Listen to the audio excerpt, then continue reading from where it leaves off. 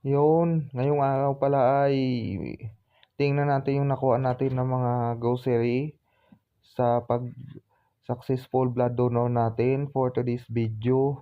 Yan pala galing kay Congressman Romulo ng Pasig.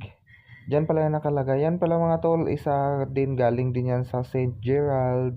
So shout out sa St. Gerald at kay Congressman Romulo ng Pasig. Yan pala yung laman niya. May bigas. Tsaka yan, mayroon ding Alaska milk. Yan, 2 dosina pala yan. Saka may 3 quick chow noodles mga tol. Yan.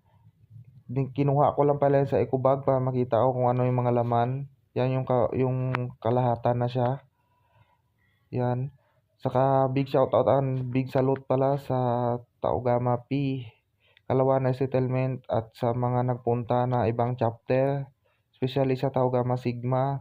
So hanggang dito na lang. Thank you for watching and bye-bye.